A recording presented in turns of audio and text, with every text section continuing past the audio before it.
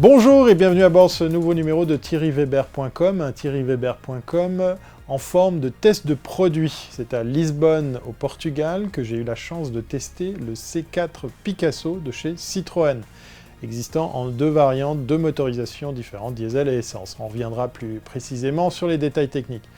Des images pour montrer bien que Citroën s'est bien organisé ce genre de choses. Il n'y avait pas moins de 6 nationalités différentes, 28 blogueurs venus de l'Europe entière pour, comme moi, tester ces nouveaux véhicules qui vont sortir pour la Suisse en septembre prochain. Vous découvrez quelques images de ce test drive du C4 Picasso de chez Citroën au Portugal. Je suis accompagné de Nikolai, tout droit venu du Danemark. Et on découvre en images comment ça se passe à l'intérieur de l'habitacle du C4 Picasso de Citroën. Okay. On découvre en même temps le choix musical qu'on nous a mis à disposition sur la clé USB qui est ici. On verra ça plus tard dans cette petite boîte. Alors étonnamment, on se sert d'un iPad pour faire la navigation puisque sur le système de navigation en question, livré par Citroën, on ne peut pas mettre plusieurs points durant le trajet. Donc on se farcit ce parcours avec un iPad qui sert de carte. Alors un grand sentiment de liberté, d'espace, tout ça grâce à cet immense pare-brise malgré les deux montants qu'on avait déjà sur le modèle précédent. La ligne extérieure donne une impression massive, un peu plus sportive, un peu plus affirmée, moins ronde que l'année précédente, que les modèles de l'année précédente.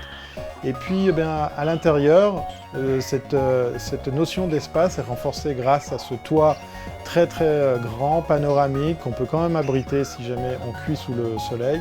Là, notez que la clim est vraiment très très efficace, très réactive, réglage de chaque côté.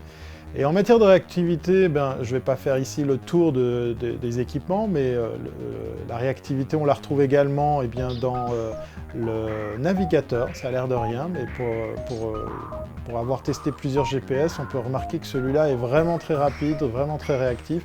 Il ne nous a pas empêché de nous perdre malgré toute l'électronique à bord de ce véhicule, même l'iPad mis à disposition, ont eu raison de notre perte sur les routes portugaises.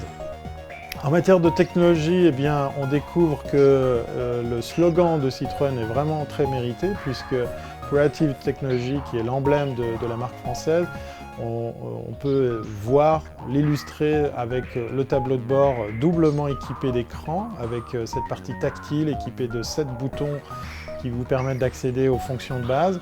Et puis tout ça reste super lisible. On a du social media avec Facebook, un peu frustrant parce qu'on peut juste donner sa position ou sa destination. Les guides à bord, comme par exemple Michelin, TripAdvisor ou bien alors Dis-moi où, sont là des compléments qui viennent vraiment très bien parfaire l'offre du navigateur pour par exemple trouver une bonne adresse de resto ou d'un hôtel. Côté confort, on n'est pas en reste avec ce modèle puisque vous avez du massage pour le passager comme pour le conducteur. Bon alors, je suis en train de me faire masser dans un C4 Picasso de chez Citroën. Mais ça ne nous empêche pas d'être perdus. Côté passager, vous avez même la petite banquette qui se relève dessous vos mollets pour à la position horizontale, carrément être dans une couchette super confortable. Les rétroviseurs sont équipés de détecteurs d'angle mort, donc qui vous signalent par une lumière orange que vous avez un véhicule que vous ne voyez pas qui est en train de vous dépasser ou que vous êtes en train de dépasser. Et puis le gros truc, la belle nouveauté à bord de ce véhicule. Alors Nicolas vient d'expliquer qu'en fait, en roulant ici, là maintenant, on vient de partir sur l'autoroute, on va faire un petit bout d'autoroute. Sitôt que vous sortez des lignes blanches, sa ceinture se met à vibrer pour le rappeler à l'ordre quand il les franchit. Donc j'imagine qu'en fait, le système identifie les lignes continues pour pouvoir fonctionner. Donc une vraie nouveauté, il faut savoir qu'avant c'était dans le siège, là c'est dans la ceinture. L'emplacement est beaucoup plus trouvé puisqu'on a l'impression qu'il y a le grand frère ou le monsieur de la police qui vient vous tapoter l'épaule pour vous dire attention, vous êtes en train de rogner un petit peu le bord de la route.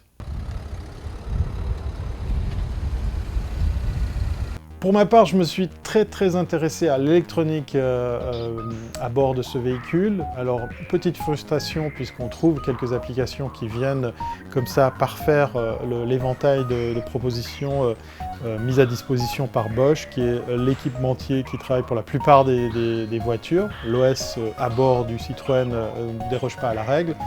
Et puis, il faut savoir qu'il y a même deux OS, deux operating systems à bord de cette voiture, un pour la voiture et un pour l'interface utilisateur.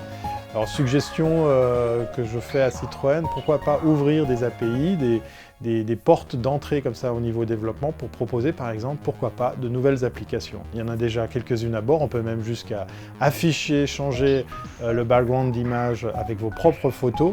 Il faut savoir que tout ce qui se pilote à travers votre iPhone, votre iPod est vraiment très bien fait. Ça vous permet de, par exemple, écouter votre Spotify de façon très pratique. Les tests faits ici avec l'iPhone 5 que j'avais à disposition et iOS 7 fonctionnaient même à bord de cette Citroën. Voilà, ça c'est le point peut-être d'amélioration en tant que geek, mais autrement, vous avez déjà beaucoup de choses à disposition, comme par exemple l'aide au parquage assisté. Alors à l'inverse de ce que vient de faire Volvo avec un véhicule qui est capable de se parquer tout seul, Citroën vous permet d'identifier la place de parc qui conviendra à votre véhicule, et après, avec les indications à l'écran et le mode automatique enclenché, vous n'aurez plus qu'à passer les vitesses avant et arrière pour que votre véhicule, en créneau ou en bataille, ça c'est un terme que j'ai appris ce week-end-là, et bien votre véhicule se mettra tout seul dans les lignes, dans la place à disposition. Très fort.